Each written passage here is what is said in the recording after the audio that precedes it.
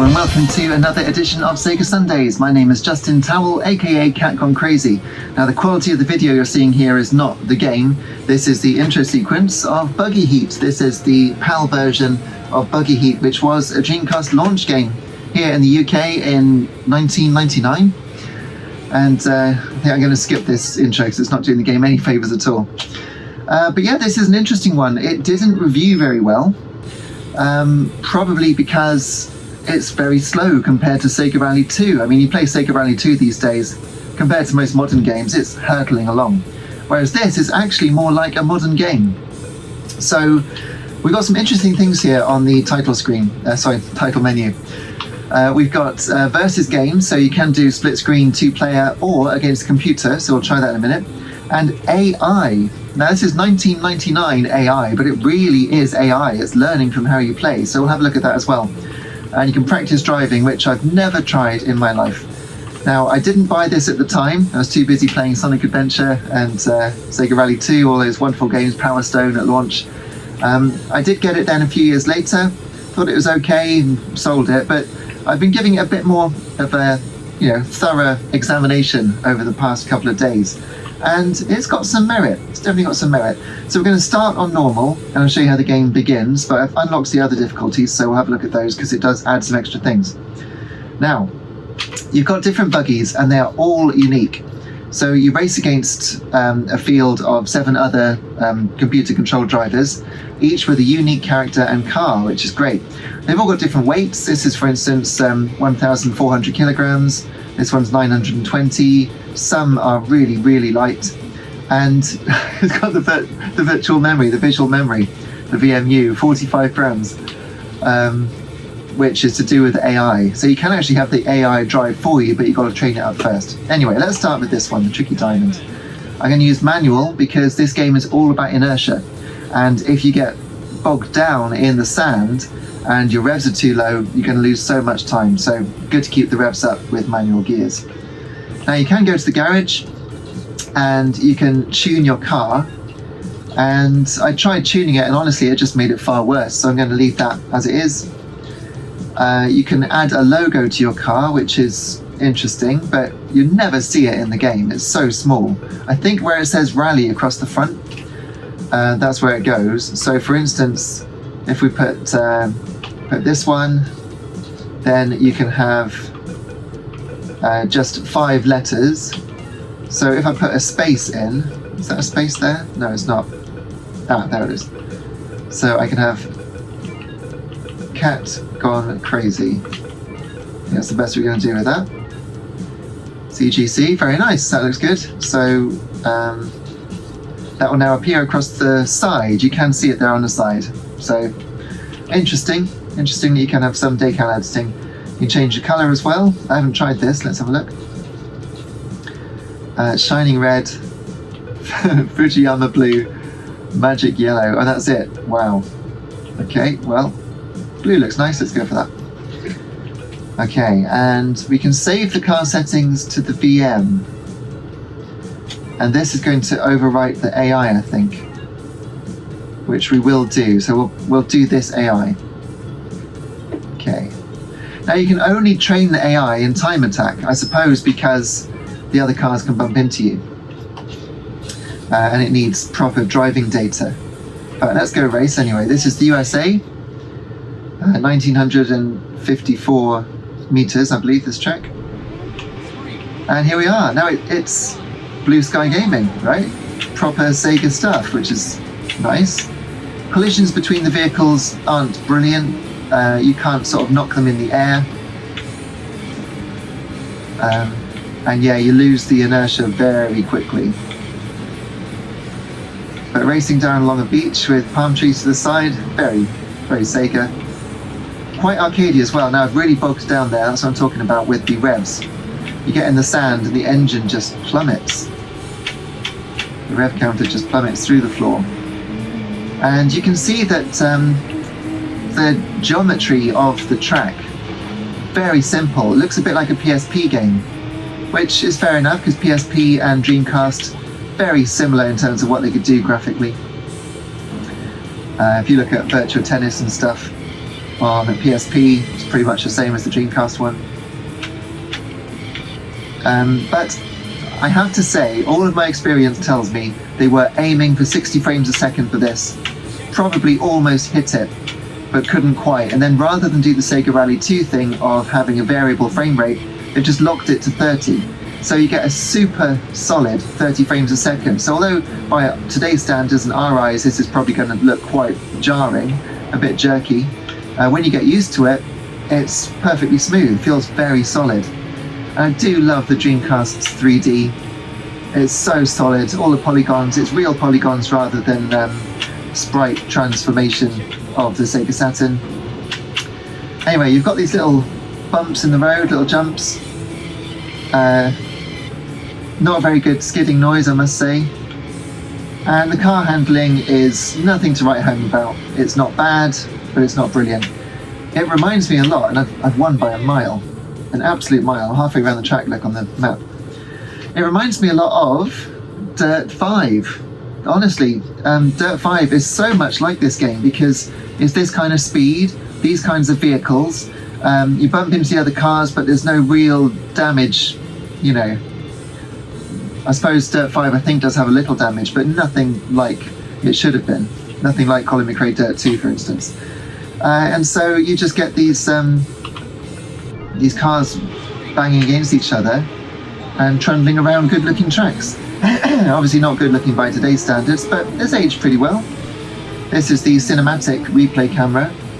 I think you'll agree that that's no disgrace.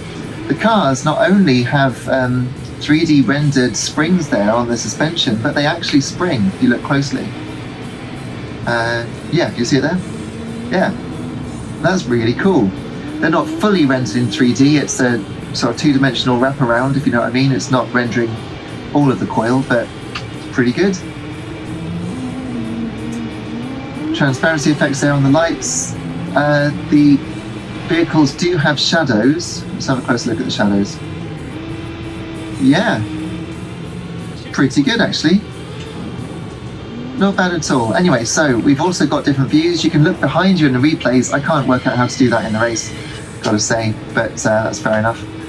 And then you've got the playable view. So we already had the chase cam.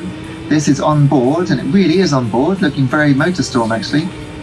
And then you've got the Sega Rally standard bumper cam. And there is actually one other view which isn't in the replay, which I'll have to show you in the actual race. You can't change the view while you're going, you have to pause it, which is daft. So let's have a look here.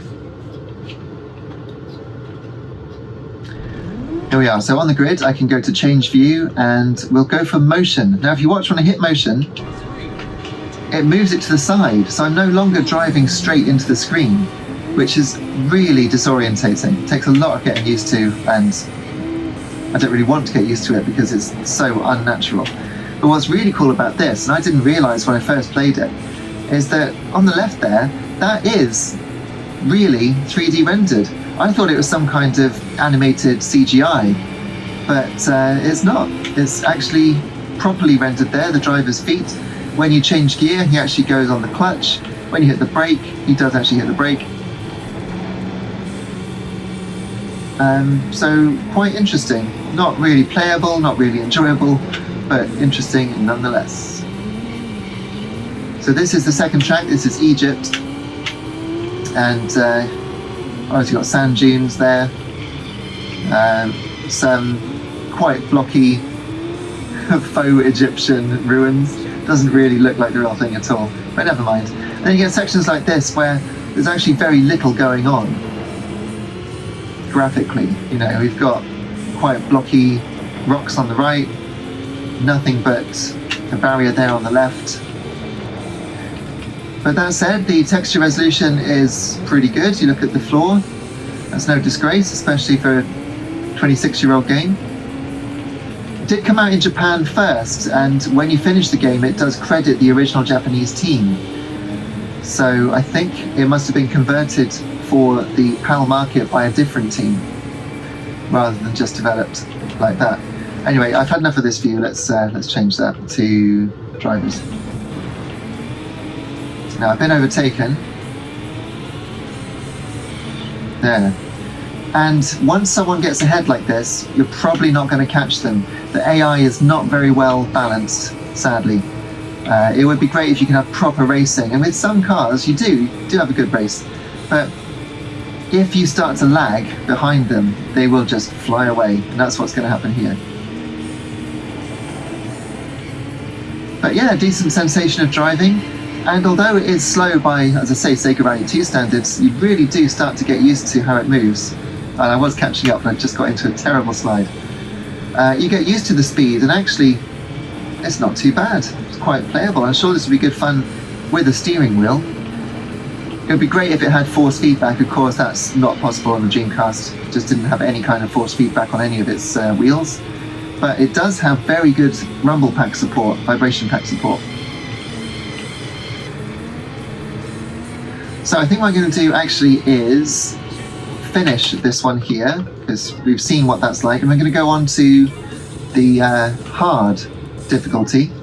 This is 4 courses instead of 3, but you do get extra things like lightning storms and stuff like that.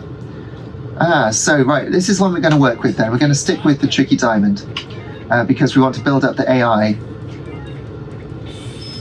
And as I say, you do need to build it up through the time attack, so we'll do a few laps of time attack in a minute, which I might edit out for you. But look, you can autopilot, so it will drive according to the AI that it's gathered, learning how I race. But yesterday I made a version of this video, which I'm not going to post, where I did a couple of laps in time attack and then asked the AI to play on the same track, and it was nothing like how I'd driven at all. So I think you probably had to do more laps. So today I think I'm going to do that, and then I'm going to edit out the laps so that you can see the results. But I'll do that in a minute. As for now, let's do this course.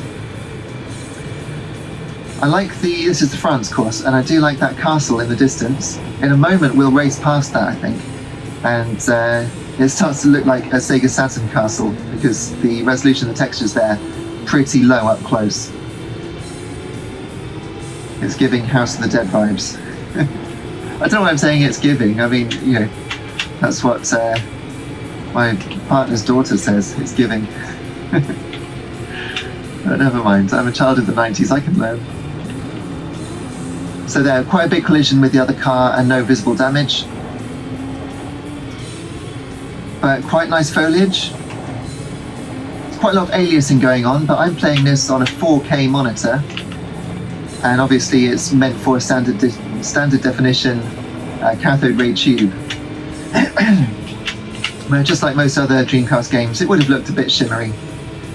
We've come a long way with that kind of thing. In fact, I think that's where graphics technology is going, if you ask me. It's just making everything that much smoother, not just from a frame rate point of view, but its edges. I think even soon we're going to be super sampling at 4K. Give it another few years. That's what I think. Anyway, it seems to be getting a little darker. Do you notice that?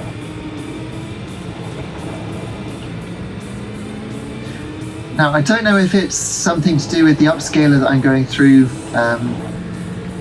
The reason I'm going through an upscaler at all is I should be able to capture my Dreamcast through the HDMI, because I'm playing this on an HDMI modded Dreamcast. And with the VGA enabled, I can actually go straight into my Atomos Ninja 5 capture device, and I can capture it beautifully. I mean, it looks stunning. But this is one of the few games on Dreamcast that doesn't support the VGA cable. So even with Force VGA on the DC HDMI mod, I think that's what I've got, DC HDMI, I might be wrong. It doesn't work, just doesn't display. So I've had to go through my upscaler, but not upscale it at all. But the upscaler, I think, does take off some of the brightness. So it's looking just a little bit muted compared to how it should look. Because you can go HDMI in and HDMI out, as well as SCART in and HDMI out. Anyway, you do have an animated driver there in the car. That's pretty cool. It'd be very interesting to know whether that picture-in-picture is actually displaying what's happening in the car. I mean, that would be really, really cool. But then this was a time of huge optimism for gaming graphics. You know, you kind of felt like with Dreamcast anything was possible. And I remember reading interviews before Dreamcast was out, interviews with developers asking what they'd like to do. One was saying, I want to do a street scene in an RPG with hundreds of characters visible on the screen, assuming that the millions of polygons that Dreamcast could push would enable that. But obviously that didn't happen. I mean, it's still very rare that you get hundreds of characters on a screen even now. So there we go, we finished that one. And I think the next one is Russia. Is it? Where's this? I'm just not seeing it. Egypt, here we are. So I think this has got a sandstorm, so we'll do the sandstorm. But as you see, you're probably getting used to it yourself. It's starting to look all right, isn't it? Now, I just noticed, looking carefully, there is a little bit of redraw in the environmental graphics. Those trees there just got a bit more detail in their foliage as I approached, but it's very sympathetically done. The lower level, whoa, spun, wow. The lower detail level models look very close to the full detail models, which even now is rare. And if you look in the distance, you'll see so little pop-up. There's very little actual pop in. I think on the longest straights on USA track, you can see stuff just appearing in the distance. And yeah, I gotta say, most of the gameplay here is just keeping the revs in the power band. I'm guessing that, here, one of my colleagues here in the office, I'm guessing that if I were to really go into the car settings, I might be able to get it to go a little bit faster when it gets bogged down. It also only really seems to accelerate when it's going straight. Here we go, here's the sandstorm. So this is the Dreamcast using its fogging capabilities quite nicely. Not as well as Sonic Adventure, and it's a bit flickery there, but for a launch game, not bad at all. I think if we hadn't had Sega Rally 2 at launch and this was the only race there, people would have given it more of a look. Now when you go over some of these big jumps, sometimes the car can actually roll over, but it seems to be a scripted roll animation. The car doesn't seem to just roll of its own volition because you've gone over a bump funny. There, look, that car ahead then, that probably should have rolled if it was using a proper physics system, but that's okay, I don't mind gaming. Talking of gaming, you see there's a timer at the top counting down, but there's so much time on it. I've never run out of time playing this game.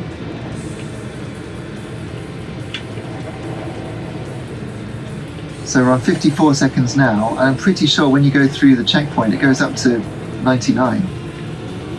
Now what position am I in? 4th. So I might be able to get 2nd, but there's only 2 laps and this is the last of it, so. I took that quite well, but I think, let's see the checkpoint, 32 seconds up to 87. Yeah, there's no chance of ever running out of time. Not with any modicum of skill. Right, it would be nice to just nick 3rd place here. Oh, it's interesting, the dust storm is only on this part of the track. Go on. Now, you see there's transparent polygons going over the screen for the dust trail effects. I think the dust trail is actually very nicely done. You see it in the replays. It basically makes a polygonal cube or half cube, and then that falls away. There's the canned roll animation. And it falls away through the floor, which is a good way of suggesting that the dust is landing. So it's pretty well done. There we go. Right, I will just show you, I think it's Russia next, where you've got a electrical storm going on, which is quite interesting, but then I'm going to go and do the time attack. And I've got to show you the split screen as well. So what are we thinking so far? Let me know in the comments what you think of Buggy Heat. It's actually not buggy. Sorry, that's a really bad pun.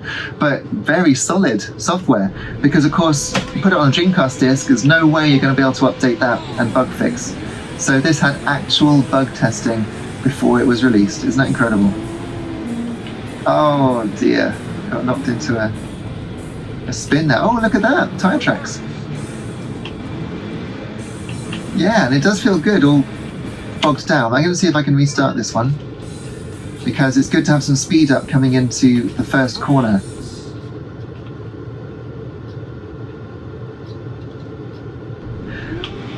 I'm starting to think that the tracks are randomized, because definitely when I played on hard before there was an electrical storm, and I'm sure it was Russia, but I haven't seen it yet. I started the whole thing. Oh no. Wow. Okay, so it's restarted the whole thing. So I think I'm going to check out the 2-player mode now. So I've only got one Dreamcast controller to hand. I did try plugging in my arcade stick, but it doesn't accept that as an input for this game, which is disappointing. But you do at least get to do 1-player mode and race against an AI car. So we'll use Tricky Diamond again, and we're going to race against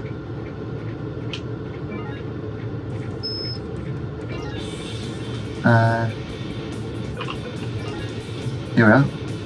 So it's Avalanche, Drankschenker. Should we go against Drankschenker or Schwarzspiegel? Scarlet Moon, Combat Anchor. These names were amazing. Look, it's got a elephant on the side. Showrun Po, Virtuose. Okay, let's go against Virtuose. This will be fun. And I'll do it on normal. Get to choose our track now, I think. Yep. So let's see if we can do Russia. I'll do just the one lap, we just want to see it. We'll start side by side. I'm not sure why it says full. It's probably just because you're racing against the other car and it's just there. So we'll do half and we'll do the split screen. So, assuming that the game was developed to run at 60 frames a second, doing everything twice at 30 is probably no big deal for the hardware, the engine. But look at that. Much greater sense of speed. Does help that this track is downhill at the start, but having such a wide field of view with the split screen, as I spin again, disappointingly, gives you a much greater sensation of speed.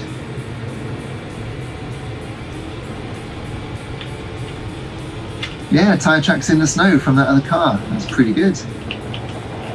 Dreamcast being advertised there on the huge advertising hoardings. I like the snow in the air. It's not as good as something like 1080 snowboarding on N64. That's got beautiful snow effects for the era. This is a little bit aliased. It's just white dots really, but very nice. Runs decently, doesn't it?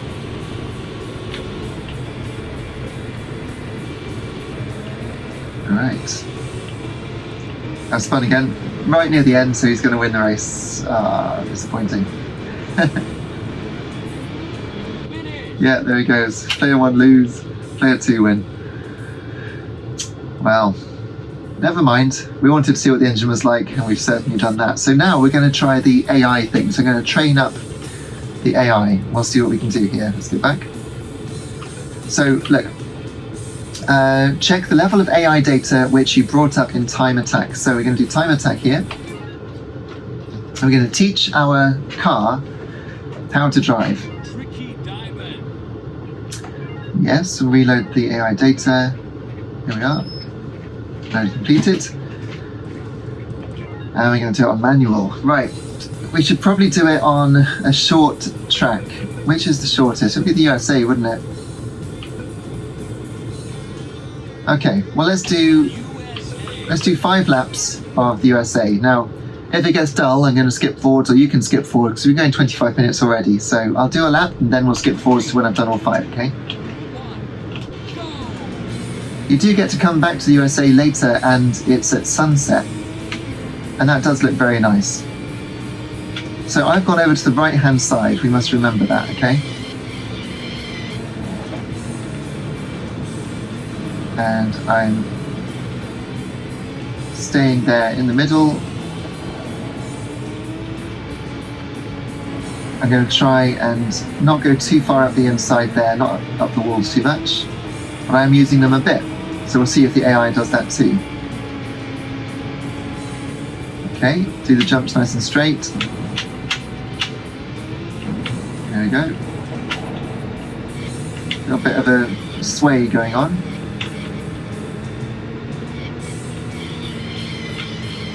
Okay, I'm flooring it through there in 5th gear.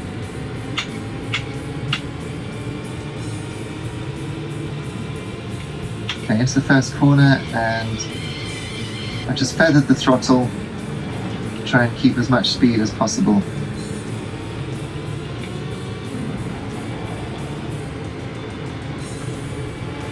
I think actually I'm not going to cut this out because it's quite interesting gameplay, I think, doing time attack on something.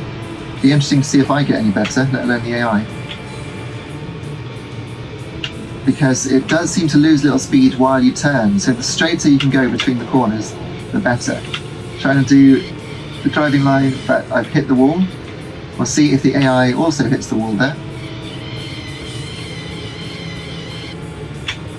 From a soundtrack point of view, there's nothing special going on. It's just crashing cymbals, distorted guitar, no vocals. It's generic 90s rock. Not that there's anything wrong with 90s rock, as you know, if you follow my music.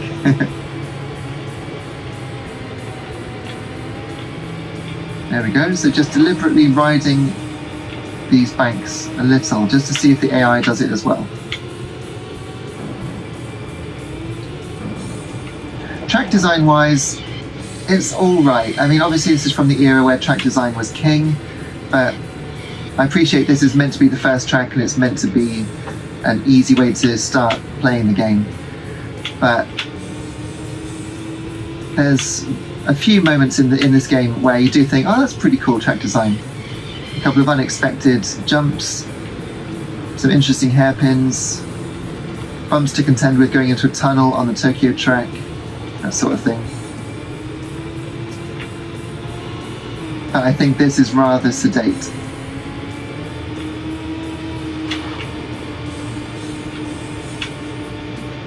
Cool. Now, I just want to talk about AI because Sega Touring Car Championship also had AI. That was on Sega Saturn, where it would learn it. But I don't know how you unlock the AI mode. I've been playing it, just can't unlock it. But I do remember it, and I remember it starting off, the AI driver, and just sort of sitting on the line and inching forwards, inching braking. And I thought, well, this is rubbish. But I played it, you know, hours later and put it on the AI again, and it had learned, and it was driving really smoothly. The kind of smooth that you could never do on that game because the controls are so finicky. But the AI had somehow learned to drive, and I don't know how it does it, because if I'm not driving that smoothly, even at my best, I couldn't drive like that. The AI is actually learning, so we'll see what it's going to do here. If it can't do this simple track, after 5 laps learning someone decelerating at the corners and trying not to hit the walls, then probably can't call it a success. Because who would want to train up their AI for hundreds of laps to race it against someone? There we are, there's the finish. So we're going to have a look now. We're going to see if that did anything. Anything at all. Okay, exit. Yes, I do want to save the results to the AI data. How long will that take? It uses quite a lot of slots on the VM, I've got to say. Right. Okay, now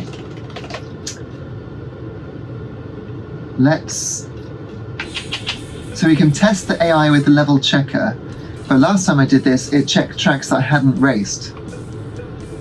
Load from the VM data. I think it's probably loaded already. And then it goes all matrixy. Look at this. We've got, it says now checking France, and of course I haven't done France. I think it's going to tell me that my AI is a fail. France plus 49, that's lower than I had yesterday, and I did fewer laps. Minus 21 on USA. But what does that mean? The AI is weak on the France course. It will not grow unless you train it. Practice makes perfect. So simulation result is a failure.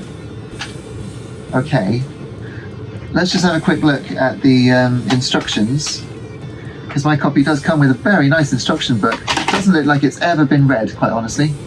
It's just had a little bit of damage to it from the game case. Right, championship versus game level checker, here we go.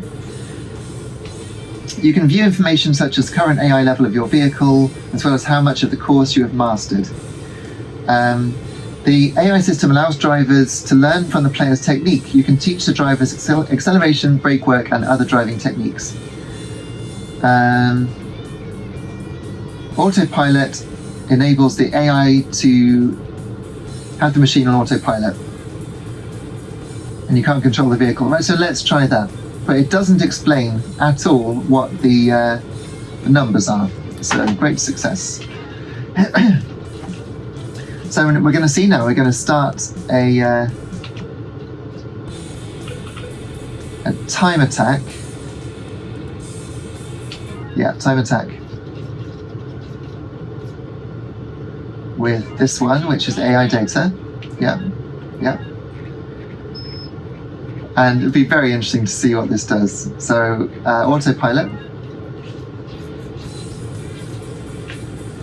USA, okay. So it's had 5 laps. Let's see what it does with 1 lap. And then we'll call it a day, I think, on this one.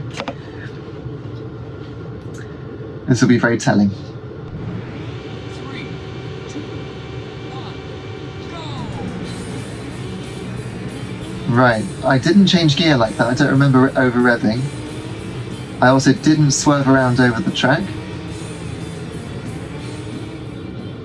And I did not decelerate that much for the first corner. Definitely didn't drive off into the sea.